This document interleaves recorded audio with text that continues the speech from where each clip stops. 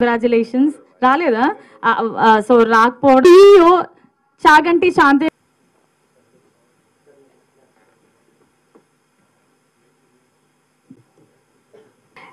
Cameraman గారు and special thank మా daddy Shantayya గారు. Love you daddy. వీళ్ళందరూ లేకపోతే నేను అంటే ఈ సినిమాకి చేయలేనేమో. అండ్ పెద్దవాళ్ళ కన్నా చిన్న చిన్న యాక్టర్స్ చాలామంది ఉన్నారండి, చిన్న మూవీస్ కూడా హిట్ అవుతున్నాయి. ప్లీజ్ దయచేసి మా అలాంటి వాళ్ళని ఎంకరేజ్ చేయమని చెప్పేసి కోరుకుంటున్నాను. నాయకురాల్ని, క్యూట్ గర్ల్ని అండ్ షూటింగ్ చేసినప్పుడు కూడా ఫుల్ ఫ్యాజెడ్గా 1 మంత్లో ఫుల్ మూవీ ఫినిష్ చేసాము. అండ్ ఇంత తొందరగా రిలీజ్ అవుతుంది, ఇంత తొందరగా ఇదవుతుందని నేను అస్సలు అనుకోలేదు. చాలా మూవీస్ చేశాను యాజ్ ఎ హీరోయిన్ కింద, ఫ్రెండ్ క్యారెక్టర్స్ కింద. బట్ ఈ మూవీ ద్వారా నేను గుర్తింపు పొందుతానని, యాజ్ ఎ యాక్టర్ కింద గుర్తింపు పొందుతానని అనుకుంటున్నాను.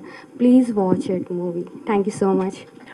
ఇప్పటివరకు నేను ఇలాంటి ఒక క్యారెక్టర్, ఇంత స్ట్రాంగ్ క్యారెక్టర్ని కూడా చూడలేదు. రమేష్ గారు చాలా బాగా రాశారు. అండ్ ఈ స్టోరీ మీద ఆయన చెప్తున్నప్పుడు నేను చాలా ఎక్సైట్ అయ్యాను. ఖచ్చితంగా చెయ్యాలి అనుకున్నాను. కానీ నాకు అంటే అందరు ఎవరెవరు ఉన్నారో, ఏం జరగబోతుందో అసలు వితౌట్ ఎక్స్పెక్టేషన్స్తో వెళ్ళాను.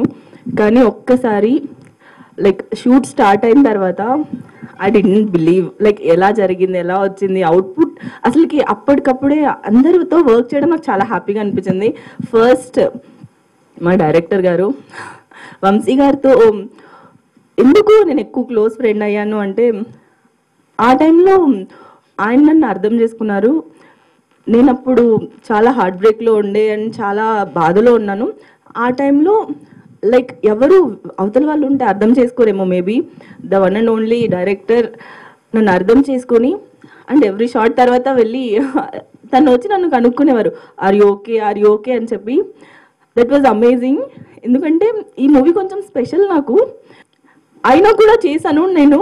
అండ్ నేను అంత బాగా చేయడానికి కూడా reason Vamshi sir. Thank you so much sir, really thank you so much. He is the one and only person like నన్ను అర్థం చేసుకొని నాతో చేయించారు.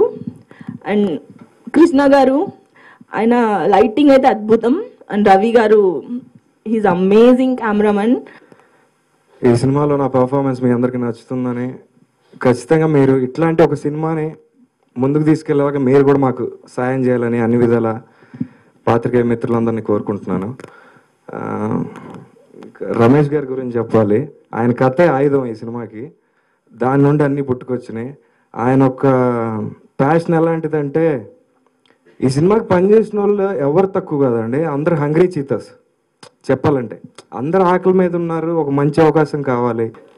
డైరెక్టర్ సార్కి thank you so much. And producer సార్కి కూడా thank you so much. And Shantaiah sir కూడా thank you so much.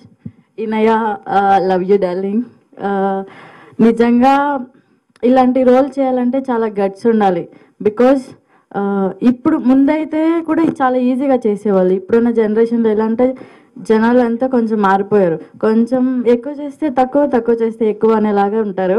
కానీ ఈయన డిడ్ వెరీ గుడ్ జాబ్ అనమాట ఈ సినిమాలో. నిజంగానే అలాంటి క్యారెక్టర్ చేయాలంటే గట్స్ ఉండాలి. యూ డిడ్ ఈయన, love you. And Anuroop, Hema. Anuroop అయితే ఈజ్ లైక్ అమేజింగ్ యాక్టర్ అనమాట, మాటల్లో చెప్పలేము. ఇంకా అతని సీన్స్ చూస్తుంటే మేము డైరెక్ట్గా చూసి అన్ని రోజులు నాకే నార్మల్ అనిపిస్తే, ఎవరైనా మనకు తెలిసిన కొత్తగా తెలిసిన వాళ్ళు, పాత తెలిసిన వాళ్ళు స్క్రీన్ పైన వస్తే నవ్వు వస్తుంది. కానీ ఈ అబ్బాయి వచ్చేసరికి ఏడుపు వచ్చేసింది, అలా యాక్ట్ చేసేసాడు అనమాట.